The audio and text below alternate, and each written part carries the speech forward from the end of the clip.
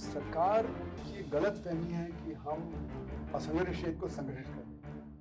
नोटबंदी में असंगठित क्षेत्र बंद हो गया था, वो रिवाइव नहीं कर पा रहा था। फिर उसके तुरंत बाद जीएसटी आ गया। संगठित क्षेत्र को बढ़ाने की बात करेंगे तो बेरोजगारी तो बढ़ेगी। इंडिया तो टैरिफ किंग है, हम उस पर टैरिफ लगाएंगे। हमारे देश में जो शिक्षित बेरोजगारी है वो बहुत है और महिलाओं में बेरोजगारी बहुत है। गाइड अनएम्प्लॉयमेंट जो होता है और जो अंडर एम्प्लॉयमेंट होता है वो सरकारी आंकड़ों में नहीं आता है। नमस्कार, मैं राकेश मोहन सिंह और हमारे साथ आज हैं प्रोफेसर अरुण कुमार जी, अर्थशास्त्री हैं। बजट आने वाला है 1 तारीख को।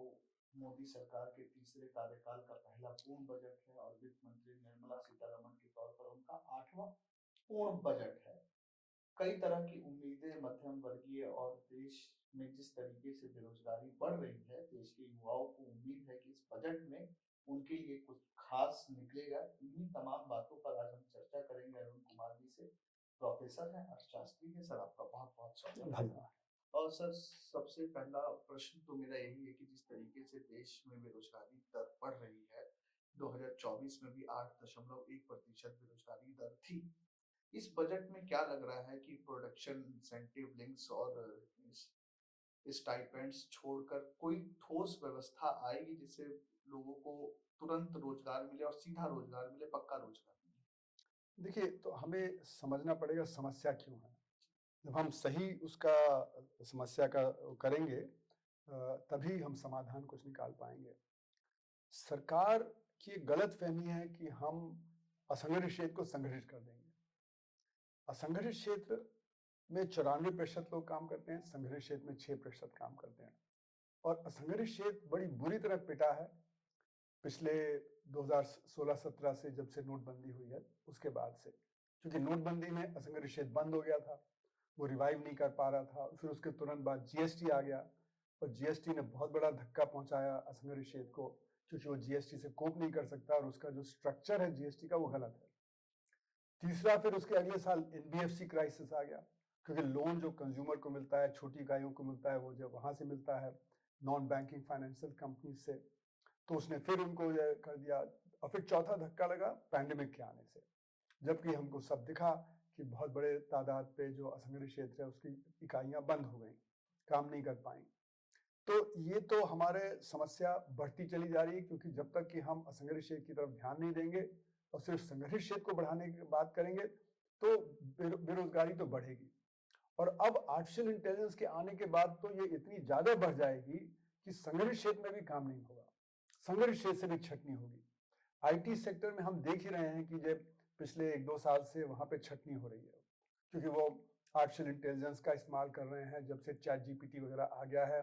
और अब बड़ी तेजी से आगे बढ़ेगा, क्योंकि अब चाइना ने एक बड़ा सस्ता निकाल दिया एआई, डीप सी। तो ये जो समस्या है तो और ज्यादा भयंकर हो जाएगी आने वाले समय में। तो हमें देखना है कि जो समस्या है एक तो अंदरूनी है और एक बाहर से आने वाली समस्या है। बाहर से आने वाली समस्या क्या है कि ट्रंप साहब ने आके बहुत सारी दुनिया में उथल पुथल कर दिया है। वो कह रहे हैं इंडिया तो टैरिफ किंग है, हम उस पर टैरिफ लगाएंगे जब तक कि वो हमारे टैरिफ नहीं घटाता। तो भारत में अपनी इंडस्ट्री को कुछ प्रोटेक्शन देने के लिए हमने 2015-16 के बाद टैरिफ भी बढ़ाए, तो हमारे टैरिफ ज्यादा हो गए। उसी पे उनको मतलब ऑब्जेक्शन है कि ये टैरिफ ज्यादा हैं भारत में बाकी और देशों के कंपैरिजन में। अब हम टैरिफ अगर घटाते हैं तो हमारी इंडस्ट्री का प्रोटेक्शन भी कम होगा, तो और ज्यादा बाहर से सामान आएगा। खासकर वो चाहते हैं कि अमेरिका का सामान और भारत में बिके।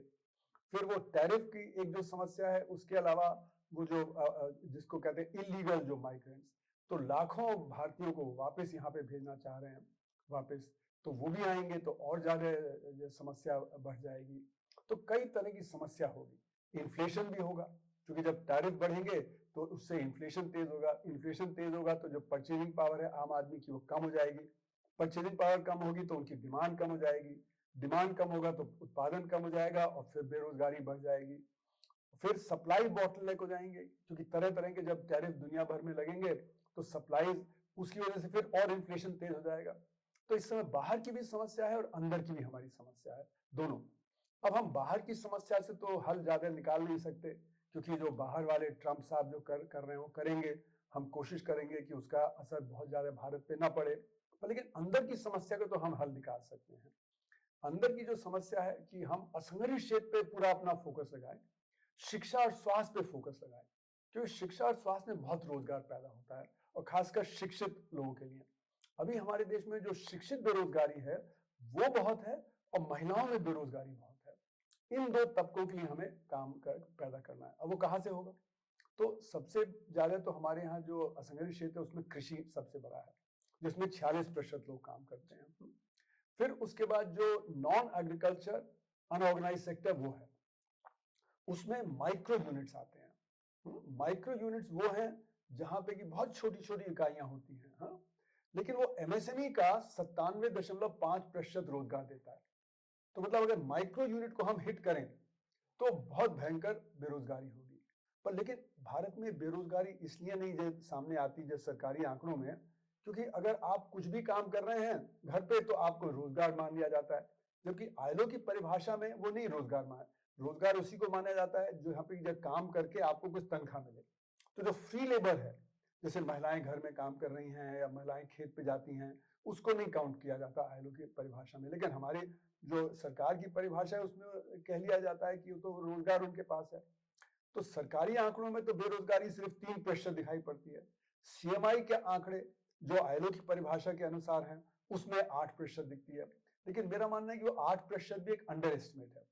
वजह उसके पीछे ये है कि जो हमारा जो बेरोजगारी है वो इस प्रकार की है कि वहां पे लोगों को काम, बैठे हुए हैं मार्केट में 8 घंटे 10 घंटे, लेकिन 1-2 घंटे काम मिलता है, तो उसको हम बोलते हैं अंडर एम्प्लॉयमेंट। मतलब कुछ रोजगार है लेकिन पूरा रोजगार नहीं है, तो उससे उनकी आमदनी पूरी नहीं पड़ती है, तो वो भी एक तरह की बेरोजगारी है। फिर एक होती है डिस्गाइज्ड अनएम्प्लॉयमेंट, यानी कि आप खेत पे चले गए पर खेत पे काम करने को कुछ नहीं है, लेकिन आपको रोजगार मान लिया जाता है कि आपके पास रोजगार है। आप खेत या आप दुकान पे सारा परिवार बैठा है लेकिन काम सिर्फ वहां पे एक ही व्यक्ति का है, तो वो भी डिस्गाइज्ड अनएम्प्लॉयमेंट है। तो ये डिस्गाइज्ड अनएम्प्लॉयमेंट जो होता है और जो अंडर एम्प्लॉयमेंट होता है वो सरकारी आंकड़ों में नहीं आता है। तो इसलिए मेरा मानना है कि जो हमारा जो बेरोजगारी है वो इन 3-4 तरह की बेरोजगारी है, उसका समाधान निकालना है। अब उसके लिए बजट में क्या करना चाहिए? पहले तो हमें शिक्षा और स्वास्थ्य का बजट बढ़ाना है। हमारा रियल टर्म में वो कम हो रहा है। तो अगर कम होगा तो उतना रोजगार नहीं पैदा होगा। दूसरा, कृषि में और जो गांव के उस पे खर्च बढ़ाना पड़ेगा, पर हमारे बजट में वहीं पे कटौती कर दी जाती है कि जरा थोड़ा डेफिसिट बढ़ा तो हम जो एग्रीकल्चर डेवलपमेंट और रूरल डेवलपमेंट है उस पर कटौती कर देते हैं। जबकि कृषि में हमें बहुत ज्यादा सपोर्ट देने की जरूरत है, क्योंकि हमारे जो असंगठित क्षेत्र है उसका जो बड़ा हिस्सा है वो तो जो कृषि में है, और उसमें 85% जो किसान हैं वो छोटे किसान हैं जो 5 एकड़ से कम जोतते हैं, उन्हीं की समस्या ज्यादा है, तो उनको टेक्नोलॉजी चाहिए।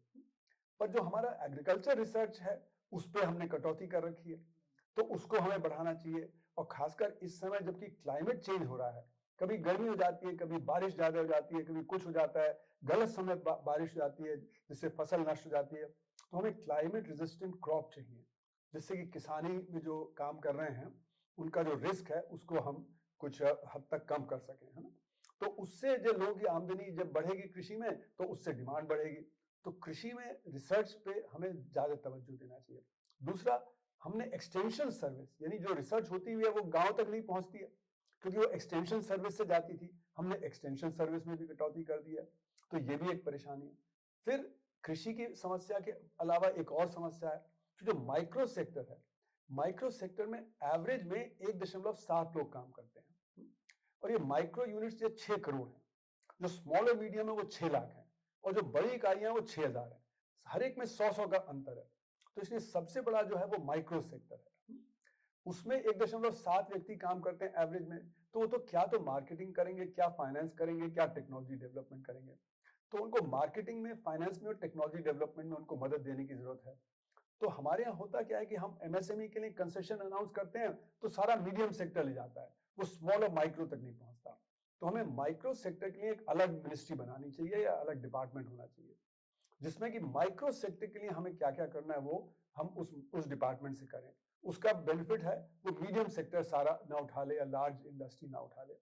तो माइक्रो सेक्टर को मदद करने के लिए हमें उनको टेक्नोलॉजी, मार्केटिंग और फाइनेंस में मदद करनी है।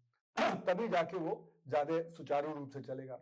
अभी क्या हो रहा है कि माइक्रो स्मॉल यूनिट्स बंद हो रहे हैं और उनकी डिमांड बड़ी इकाइयों में जा रही है ना। अच्छा, जितना हम जैसे अभी हमारे बजट में हमने बहुत ज्यादा प्रावधान कर दिया रेलवे फ्रेट कॉरिडोर के लिए और बड़ी बड़ी सड़कों के लिए, उसका बेनिफिट किसको जाता है? बड़ी इकाइयों को जाता है। जो छोटी इकाई है वो कोई यहाँ से दिल्ली से बंबई तो माल भेज नहीं सकती, वो तो उसका लोकल ही मार्केट होता है। पर जो बड़ी बड़ी सड़कें और बड़े बड़े फ्रेट कॉरिडोर वगैरह बनते हैं, उसका फायदा होता है कि जो बड़ी इकाइयां होती है वो अपना माल सब जगह भेज देते हैं। तो जहां जहां छोटी छोटी इकाइयां काम करती हैं उनका भी काम ठप हो जाता है वहां पे। तो हमारा फोकस उस पे है, ना कि हम लोकल लेवल पे प्रोडक्शन बढ़ाएं, लोकल लेवल पे मार्केटिंग बढ़ाएं, जिससे कि जो छोटी इकाइयां उनको फायदा हो। दूसरा जो नुकसान होता है कि ये जो कंस्ट्रक्शन होता है रेलवे फ्रेट कॉरिडोर का, बड़े बड़े हाईवेज का, तो उसमें अब बहुत मैकेनाइजेशन है। पहले जैसे सड़कें बनती थी तो सैकड़ों लोग काम करते दिखते थे, रेलवे की लाइन लगती थी तो उसमें सैकड़ों लोग काम करते दिखते थे। अब क्या है, बड़े बड़े बुलडोजर, बड़ी बड़ी क्रेन और जो आपके जो हैवी मशीनरी जेसीबी वगैरह, उसके जरिए आपको 5 लोग काम करते दिखते हैं, 10 लोग काम करते दिखते हैं। तो ये जो कंस्ट्रक्शन प्रोजेक्ट्स हैं, इनमें भी रोजगार नहीं पैदा होता डायरेक्टली, ये भी रोजगार डिस्प्लेस कर रहे हैं। क्योंकि जहां आपने जेसीबी इस्तेमाल कर लिया, जहां आपने ट्रैक्टर वगैरह इस्तेमाल कर लिया, तो जहां 10 लोग काम कर रहे होंगे तो एक ही काम करेगा। तो इसलिए हमारा जो फोकस है वो अब हमें शिफ्ट करना पड़ेगा, क्योंकि जो जो ऑर्गेनाइज सेक्टर है, जिसको हम फायदा पहुंचाना चाह रहे हैं इसके जरिए, उसके पास बहुत कैश है, उसकी बैलेंस शीट बहुत अच्छी हो गई है, क्योंकि उसने अपने जो डेट वगैरह तो उनको कंसेशन की जरूरत नहीं है। जब उनको डिमांड मिलेगी तो अपने आप इन्वेस्टमेंट कर लेंगे। तो डिमांड की कमी है, इसलिए वो लोग जो नहीं कर रहे। तो हमारा जो इन्वेस्टमेंट प्राइवेट सेक्टर का है वो भी कम हो गया, और फिर हम सरकारी इन्वेस्टमेंट पे डिपेंडेंट हो गए हैं। और सरकारी इन्वेस्टमेंट बढ़ाने के बावजूद जब तक डिमांड नहीं बढ़ेगी तो वो लोग इन्वेस्टमेंट और नहीं करेंगे। तो मिनिस्ट्री ऑफ फाइनेंस बार बार कह रही है जो प्राइवेट सेक्टर को कि आप इन्वेस्टमेंट ज्यादा क्यों नहीं कर रहे, आप इन्वेस्टमेंट ज्यादा करिए। अगर आप ज्यादा इन्वेस्टमेंट करेंगे तो अर्थव्यवस्था भी तेज होगी। पर वो कह रहे हैं कि जब डिमांड कम होगी तो हम कैसे इन्वेस्ट करें। और बात भी सही है, आरबीआई के आंकड़े दिखा रहे हैं कि हमारा जो कैपेसिटी यूटिलाइजेशन है संग्रह क्षेत्र में, वो 70 और 75 के बीच में घूम रहा है पिछले 7-8 साल से।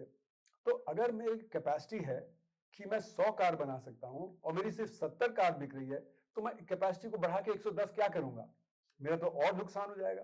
तो इसलिए जब तक ये कैपेसिटी यूटिलाइजेशन 85-90 नहीं पहुंचता, तब तक मैं और 10 यूनिट के प्रोडक्शन में क्यों इन्वेस्टमेंट करूंगा? तो डिमांड की कमी है। तो आपने देखा बार बार हो ये रहा है कि हमारे देश में कि सरकार कहती है 8% का ग्रोथ रेट, और फिर पता लगता है वो गिर गया।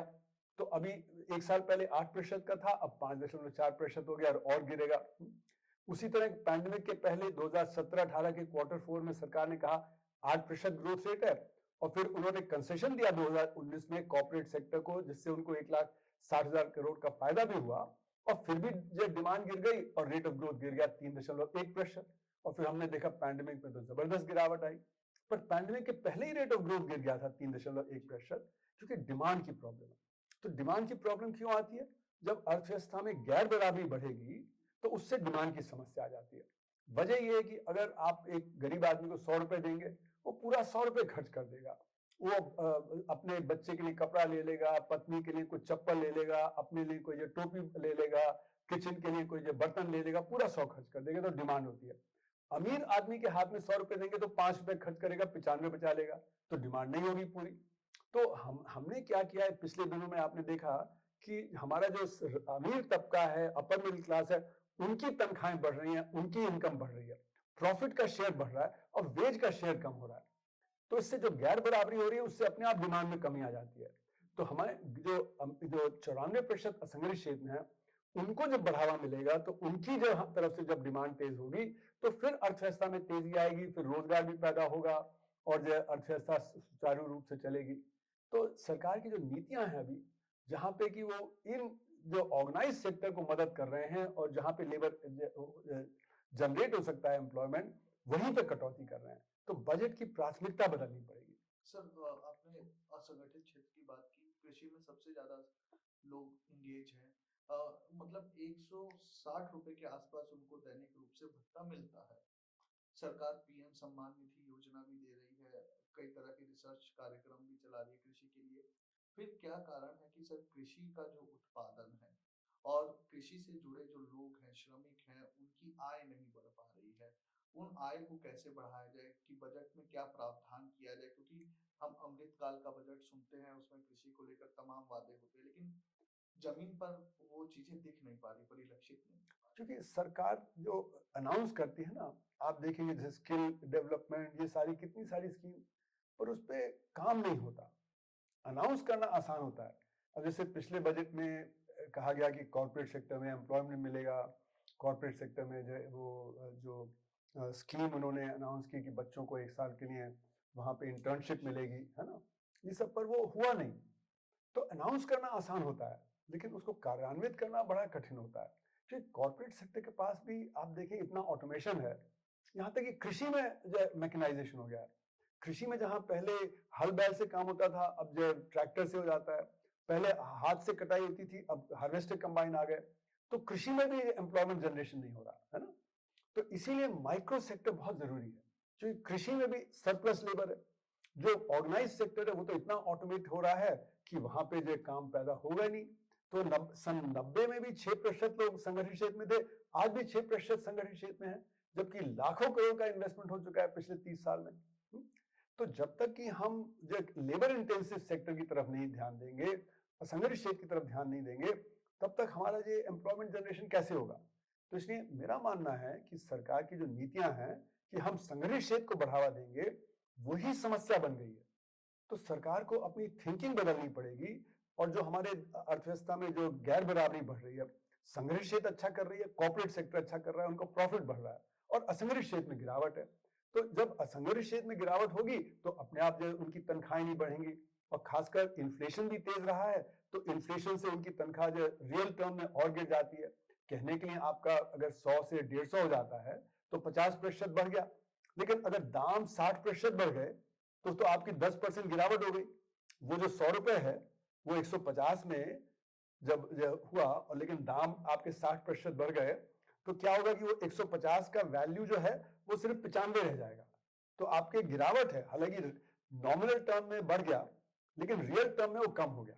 तो इन्फ्लेशन और अनएम्प्लॉयमेंट दोनों का ये असर होता है कि जो वेज होती है रियल टर्म में, वो वेज नहीं बढ़ रही है, वो गिर जाती है। तो कृषि में भी ये देखा गया है, असंगठित क्षेत्र में भी देखा गया है, और इतना बड़ा असंगठित क्षेत्र है तो लेबर कमजोर पड़ गया है। जैसे कि जो ऑर्गेनाइज सेक्टर का लेबर है, जो ट्रेड यूनियन भी है, उनमें इतनी हिम्मत नहीं होती कि वो और ज्यादा डिमांड करें। तो उसका फायदा बिजनेस वाले उठाते हैं, वो अपना प्रॉफिट बढ़ा लेते हैं, वेज नहीं बढ़ाते हैं, क्योंकि उनको पता है कि जो संगठित क्षेत्र का जो लेबर है वो कमजोर है। अगर आज उसको निकाल दिया तो कल वो सड़क पे आ जाएगा, उसको असंगठित क्षेत्र में जाना पड़ेगा। और असंगठित क्षेत्र और संगठित क्षेत्र के बीच में 5 गुना 10 गुना का वेज का फर्क है। जैसे कि अगर आप एक कुरियर वाले को देखें तो उसको 12-15 हजार मिलता है, जो सरकारी जो पोस्टमैन है जो वही काम करता है, वो 60-70 हजार रुपए कमा लेगा। उसी तरह एक कंपनी का ड्राइवर होगा तो उसको 70-80 हजार रुपए मिल जाएगा, जो सड़क पे टैक्सी वगैरह चलाता है उसको 10-12 हजार मिलेगा। तो लोगों को पता है कि अगर संगठित क्षेत्र से हम निकाले गए तो हम फिर असंगठित क्षेत्र में आ जाएंगे, और हमारी जो आमदनी है वो जो 5वां हिस्सा या 7वां हिस्सा रह जाएगा। तो इसलिए लेबर भी कमजोर है। लेबर अगर ज्यादा स्ट्रांग होगा तो डिमांड करेगा, पर लेकिन जब तक असंगठित क्षेत्र इतना बड़ा है, जब तक बेरोजगारी इतनी है, तो लेबर कमजोर पड़ जाता है, तो उसका फायदा बिजनेस उठाते हैं। तो इसीलिए प्रॉफिट का शेयर हमारी अर्थव्यवस्था में बढ़ता चला जा रहा है। सर 2023-24 का आंकड़ा है कि कॉर्पोरेट को लगभग 14,11,000 करोड़ से ज्यादा का फायदा हुआ, प्रॉफिट प्रॉफिट कॉर्पोरेट्स को। लेकिन सर जब अगर हम कॉर्पोरेट्स एम्प्लॉयज से बात करते हैं तो उस हिसाब से सर जो परिलक्षित होना चाहिए सैलरीज सैलरीज में नहीं दिख रहा है एम्प्लॉयज के, और कई नहीं, तो जो देखिए जितना सैलरी कम रहेगा उतना प्रॉफिट ज्यादा होगा ना। तो जैसे मैंने कहा कि लेबर कमजोर है, तो इसलिए वो वेजेस नहीं बढ़ा रहे, वो अपना प्रॉफिट बढ़ा रहे हैं, उसका फायदा उठाते हैं। तो ये तो सीधी बात है कि अगर आप जितना ज्यादा वेज पे करेंगे तो उतना आपका प्रॉफिट कम होगा। एक प्राइस आप चार्ज कर रहे हैं, है ना? उसी प्राइस पे अगर वेज को आप डिप्रेस कर देंगे तो प्रॉफिट का शेयर बढ़ जाएगा, है ना?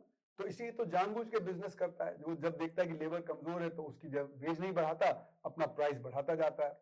तो जब ये इन्फ्लेशन होता है तो उससे बिजनेस को फायदा होता है। क्योंकि जैसे चीनी का उदाहरण ले लें, अगर आज आपने चीनी 10 रुपए की खरीदी और कल 15 रुपए की खरीदी, तो 5 रुपया कंज्यूमर की जेब से चला गया बिजनेस के हाथ में। तो कंज्यूमर की जो परचेजिंग पावर गिर गई और बिजनेस की जो परचेजिंग पावर बढ़ गई। तो इन्फ्लेशन से बिजनेस को फायदा होता है और जो आम नागरिक होता है उसको नुकसान होता है। तो सर सरकार बजट में कोई ऐसा प्रावधान हमारे दर्शक अगर आम भाषा में समझना चाहें, जैसे सरकार बजट में सर हर चीज के लिए नियम बनाती है, रूल्स है, रेगुलेशंस है। सरकार क्या बजट में कुछ ऐसा प्रावधान नहीं कर सकती कि कॉर्पोरेट्स को इतना मिनिमम वेज देना है, जो कि अभी भी है, उसको एक रेगुलराइज्ड करने का, उसको देखने का एक कार्यक्रम सरकार अपने बजट से नहीं लेके आ सकती कि कॉर्पोरेट को इस तरीके से काम करना होगा, इतना वेज देना होगा, नहीं तो निगरानी हम लोग करेंगे। नहीं तो सरकार किसकी है? सरकार तो ये बड़ी-बड़ी इकाइयाँ ही चलाते हैं। सरकार तो बड़े-बड़े कॉर्पोरेट ही चलाते हैं, है ना? तो सरकार तो कह देगी लेकिन करेगी नहीं, है ना? जो हमारे यहाँ जो तिगड़ी है, जो करप्ट पॉलिटिकल क्लास, करप्ट हमारी ब्यूरोक्रेसी, करप्ट हमारे जो बिजनेस, है ना? ये तिगड़ी चला रही है देश को। इसीलिए काला धन बड़ा तेज है ना? काला धन इतना ज्यादा है और वो सारा का सारा जो बड़े-बड़े बिजनेस हैं उनके हाथ में है ना? तो उसको नहीं कंट्रोल कर पा रहे तो यहाँ पे कैसे कंट्रोल कर लेंगे कि उनको एक मिनिमम वेज वगैरह मिले, है ना? या ये कहा जाए कि जो कॉर्पोरेट का प्रॉफिट इससे ज्यादा नहीं होना चाहिए, वो नहीं करेंगे क्योंकि वो जो सरकार है वो तो यही कॉर्पोरेट सेक्टर वाले और बिजनेस वाले यही चलाते हैं ना। वो अपने ऊपर अंकुश नहीं लगाने देंगे। तो चाहे प्रॉमिस कुछ भी किया जाए पर एक्चुअल में जो काम होगा वो उन्हीं के हक में होगा बिजनेस। तो जब तक कि लेबर स्ट्रांग नहीं होगा और पॉलिटिकल पार्टी स्ट्रांग नहीं होगी, पॉलिटिकल पार्टी भी कमजोर पड़ गई हैं, वो डरती है कि उनके ऊपर ईडी की रेड हो जाएगा, ये हो जाएगा, वो हो जाएगा। तो जो पॉलिटिकल पार्टीज हैं वो भी सड़क पे खुल के नहीं आती। आपने देखा 2014 के पहले बीजेपी रोज सड़क पे खुल के आता था कि इन्फ्लेशन है और जब मनमोहन सिंह तो बोलते ही नहीं है और पॉलिसी पैरालिसिस रोज खुल के आते थे। आपने पिछले 10 साल में देखा कि अब तो जो ऑपरेशन चुप है, सब घबरा गए कि पता नहीं हमारे ऊपर ईडी का रेड जाएगा वगैरह वगैरह। तो एक तरफ लेबर कमजोर है, दूसरी तरफ पॉलिटिकल पार्टीज कमजोर पड़ गई हैं। तो इसलिए जो सरकार को जो अपोज कर सकते थे, ये कॉर्पोरेट सेक्टर का जो रूल है उसको अपोज कर सकते थे, वो अपोज करने लायक नहीं रह गए। सर एक अंतिम प्रश्न ये कि हम लोग 5 ट्रिलियन इकोनॉमी का सपना देख रहे हैं, हर दिन या कुछ दिनों बाद न्यूज में सुनते हैं 5 ट्रिलियन इकोनॉमी, महाशक्ति बनता भारत। सर बेरोजगारी जिस तरीके से बढ़ रही है, बजट में आपको लगता है कि अगर ये जो बजट आने वाला है 5 ट्रिलियन की इकोनॉमी का जो सपना है, वो बेरोजगारी के साथ कितना न्याय संगत है या पूरा हो भी सकता है कि नहीं? देखिए 2-3 चीजें हैं। 5 ट्रिलियन डॉलर की अर्थव्यवस्था अगर हम बन भी गए, तो क्या हमारी प्रति व्यक्ति आय बढ़ जाएगी? प्रति व्यक्ति आय में हम अभी 140वें स्थान पे हैं, जबकि सरकार कह रही है कि हम जब जीडीपी के अनुसार हम 5वें स्थान पे हैं। तो 5वें स्थान पे होने का मतलब ये नहीं कि जो गरीब है उसकी जो मतलब कुछ भरपाई होगी या कुछ वो और आगे बढ़ पाएगा। तो पहली बात तो ये है। दूसरी बात है कि अभी हम 5वीं बड़ी अर्थव्यवस्था बने ही नहीं है। ये तो सरकार का प्रोपेगेंडा है, क्योंकि नोटबंदी में हमारी अर्थव्यवस्था में गिरावट आई, अगले साल जीएसटी में गिरावट आई और सरकार कह रही है 8% का ग्रोथ है। 8% का ग्रोथ तो सिर्फ संग्रहित क्षेत्र का है, असंग्रहित क्षेत्र तो गिरावट पे है। तो इसलिए मैंने कई बार लिखा भी है और मेरी किताब जो है नोटबंदी वगैरह पे, उसमें मैंने बताया कि हमारा रेट ऑफ ग्रोथ 1 या 2% है, वो 7% नहीं है। तो अगर हमारा 1 या 2% का ग्रोथ रेट रहा है 2016 से, जब से नोटबंदी हुआ, तो अभी हम 9वीं बड़ी अर्थव्यवस्था है, 5वीं बड़ी अर्थव्यवस्था नहीं हो पाए। और अभी भी क्योंकि असंग्रहित क्षेत्र अभी भी गिरावट पे है और अब तो संग्रहित क्षेत्र में भी गिरावट आ रही है, तो हमारा रेट ऑफ ग्रोथ इस समय 1 या 2% है। तो हम 2027 तक तीसरी बड़ी अर्थव्यवस्था भी नहीं बनेंगे, हम 9वीं बड़ी अर्थव्यवस्था रहेंगे। तो ये सारा प्रोपेगेंडा हो रहा है, एक मतलब पॉजिटिव इमेज देने का कि हम तो बहुत अच्छा कर रहे हैं वगैरह। अब इसमें सवाल उठता है कि अगर भारत बहुत अच्छा कर रहा होता, तो हमारे देश से लोग इतना पलायन क्यों कर रहे हैं? आप देखें तो लाखों लोग सिटीजनशिप छोड़ के विदेश में जाना चाह रहे हैं, ऑस्ट्रेलिया, कनाडा वगैरह। मतलब इलीगली कितने लोग अमेरिका जा रहे हैं, है ना? और ट्रम्प कह रहे हैं कि हम इनको निकालेंगे। तो क्यों हो रहा है? क्योंकि यहाँ पे हालात अच्छे नहीं है, यहाँ पे आमदनी वो नहीं है, यहाँ पे रोजगार नहीं है ना? अब गुजरात से देखा गया कि लोग लाखों रुपए खर्च करके वो कनाडा से अमेरिका पहुंच गए और जब वहां पे फ्रीज कर गए। तो जिनके पास लाखों हैं वो भी जाना चाह रहे हैं, गरीब तो बेचारा जा ही नहीं पाता। पर जो थोड़े बेहतर हैं, जिनके पास लाखों रुपए देने के हैं, जो लेबर जो करते हैं ये सारे काम, जो धंधे करते हैं, गलत काम, लोगों को ले जाते हैं लेबर पे, उनको लाखों लाखों दे रहे हैं। तो पैसा है पर उनको लगता है कि वहां प्रोस्पेक्ट बेटर है भारत के बनस्पत। तो वहां से कितने लोग भारत आ रहे हैं? कोई हमारे एम्बेसी के सामने या हमारे हाई कमीशन कनाडा के सामने कोई लंबी लाइन नहीं लगी कैनेडियंस की कि वो भारत आना चाह रहे हैं। उनके हाई कमीशन और उनके काउंसिल के सामने हमारे लोगों की लाइन, खासकर यंग लोगों की लाइन लगी है कि वो बाहर जाना चाह रहे हैं। तो अगर भारत बहुत अच्छा कर रहा होता तो लोग यहीं रहते, है ना। हम अपना बेस्ट लेबर को क्यों वहां पे भेज रहे हैं? हमारा बेस्ट लेबर तो हमारे यहाँ काम करे, हमारी अर्थव्यवस्था को और सुचारू रूप से चलाए, पर हमारा बेस्ट लेबर तो चला जाता है। आईआईटी वगैरह के जो सबसे अच्छे छात्र होते हैं वो ग्रेजुएट करने के पहले ही उनको अमेरिका में एमएनसी में कहीं काम मिल जाता है और चले जाते हैं। बहुत थोड़े ही है जो यहाँ रहते हैं, बहुत थोड़े ही है जो कि एंटरप्रेन्योरशिप करते हैं या कुछ, है ना। उसके पीछे वजह क्या है? हमारी शिक्षा व्यवस्था बहुत खराब है। अभी जो ASER जो असर जिसको कहते हैं उसकी रिपोर्ट आती है 2005 से, वो बताता है 50% बच्चे 5वीं जमात के दूसरी जमात की पढ़ाई लिखाई गणित नहीं कर पाते। तो हम लोग ज्यादा से ज्यादा 2-3-4% बच्चे हैं जो वर्ल्ड क्लास हैं, बाकी बच्चों की ट्रेनिंग ही नहीं है, स्कूल ढंग से काम नहीं करते, टीचर वहां पे नहीं है। तो जब शिक्षा में इतनी कमजोरी होगी तो हम वर्ल्ड क्लास कैसे बनेंगे? स्वास्थ्य में इतनी कमजोरी है। तो जैसे कि देखा जाए तो भारत, चीन, कोरिया, हम सब 1947 में एक ही लेवल के थे, गरीबी में, अशिक्षा में, स्वास्थ्य वगैरह के। उन्होंने जबरदस्त इन्वेस्टमेंट किया और 65 तक सारे बच्चे स्कूल में और अच्छी जगह उन्होंने दे दी, तो इसलिए उनका लेबर बड़ा प्रोडक्टिव हो गया। हमारे यहाँ ना अच्छी शिक्षा दी और ना अच्छा स्वास्थ्य का किया। हमको कम से कम 6% पब्लिक एजुकेशन पे खर्च करना चाहिए था, 3% हेल्थ पे करना चाहिए था। ये हमने 1960s में गोल बनाया था, जब कोठारी कमीशन की रिपोर्ट आई एजुकेशन में, तो वो गोल था। लेकिन आज भी 3.4-3.5% कर रहे हैं, जबकि मलेशिया वगैरह 10% जीडीपी का शिक्षा पे खर्च करने लगे थे। तो हमने न शिक्षा दी बच्चों को, न स्वास्थ्य का जब प्रावधान किया, तो हमारा लेबर प्रोडक्टिव नहीं हो पा रहा, वो एंटरप्रेन्योरशिप नहीं आ पा रही। तो हमको, इसलिए मैंने शुरू में कहा कि हमारे बजट जो है उसमें हम रियल टर्म में जब एजुकेशन को काट देंगे, स्वास्थ्य के जब बजट को काट देंगे, तो फिर हम जब प्रोडक्टिव लेबर कैसे जनरेट करेंगे? ऐसा लेबर जो कि और भी काम कर सके, वो सिर्फ इस पे ना आश्रित रहे कि कोई उसको काम देगा। तो जब हम एजुकेशन पे, हेल्थ पे, और ये सबसे जरूरी है, खासकर जब आज एआई इतनी तेजी से आ रहा है, तो एआई तो और ज्यादा डिस्प्लेसमेंट करेगा। मतलब बेरोजगारी हो सकता है 40-50% के लेवल पे पहुंच जाए अगले 4-5 साल में, तो हाहाकार हो जाएगा। तो इसलिए हमको अच्छी शिक्षा और अच्छे स्वास्थ्य पे तो तुरंत ध्यान देना चाहिए, हमारे बजट में उसको जबरदस्त बढ़ाना चाहिए, न कि ये रेलवे फ्रेट कॉरिडोर वगैरह में। तो इसलिए जो हमारा जो प्राथमिकता है वो आज तो और ज्यादा ये हो गया है कि हमें असंगठित क्षेत्र पे ध्यान देना, शिक्षा स्वास्थ्य पे ध्यान देना, और आरएनडी पे। दुनिया में जो रेस हो रही है वो आरएनडी की रेस हो रही है। अब एआई में अमेरिका और चीन इतना आगे बढ़ गए हैं और हम पीछे हैं। हमारे तो जो मिनिस्टर कह रहे हैं कि हम जो एआई का बेसिक मॉडल नहीं बनाए, जबकि चीन ने बड़े सस्ते में एआई का जो बेसिक मॉडल बना लिया, जो डीपसीक अभी जो बनाया है ना। तो हम क्यों पिछड़ रहे हैं? क्योंकि हम 0.7% जीडीपी का खर्च करते हैं आरएनडी में। चीन 3% खर्च कर रहा है, उनकी अर्थव्यवस्था हमसे 5 गुनी ज्यादा है, तो हमसे 20 गुना ज्यादा आरएनडी में खर्च कर रहे हैं। इसीलिए आप देखें उनकी यूनिवर्सिटीज टॉप 10 में आ गई हैं, हमारी यूनिवर्सिटीज टॉप 200 में आती हैं, और हम आरएनडी में हाई टेक आइटम भी मंगवाते हैं चीन से और लो टेक भी। तो हम मतलब जैसे एपीआई फॉर फार्मास्यूटिकल्स है, हमारे जो इलेक्ट्रॉनिक कंपोनेंट्स हैं, ऑटोमोबाइल कंपोनेंट्स हैं, पावर प्रोजेक्ट्स हैं, है ना, टेलीकॉम प्रोजेक्ट्स हैं, उस सब के लिए इक्विपमेंट वहां से आ रहा है। और हमारी जो फैक्ट्री उन्होंने लगाई भी है वो इसलिए नहीं काम कर पा रही क्योंकि हमें उनके इंजीनियर चाहिए, हमारे इंजीनियर उनको नहीं मशीनों को चला पा रहे, और हमने वीजा रोक दिया है उनका। तो डिमांड है इंडस्ट्री की कि भाई वो चाइनीज इंजीनियर को आने दिया जाए। और $85 बिलियन का हमारा ट्रेड डेफिसिट है चाइना के उससे, तो जिसको हम एक एनिमी मानते हैं उसको हम $85 बिलियन की मदद कर रहे हैं, क्योंकि हमने टेक्नोलॉजी नहीं डेवलप किया। टेक्नोलॉजी डेवलप करते होते तो हम दुनिया में कम्पीट कर सकते थे। आज हमारे कंपटीशन में इसलिए पिछड़ गए क्योंकि हमने आरएनडी पे नहीं ध्यान दिया, हमने हायर एजुकेशन पे ध्यान नहीं दिया, हमने हायर एजुकेशन में खत्म करते चले जा रहे हैं जो अच्छे इंस्टीट्यूशन है उनको भी, और जो हमने प्राइमरी स्कूल एजुकेशन है उस पर ध्यान नहीं दिया।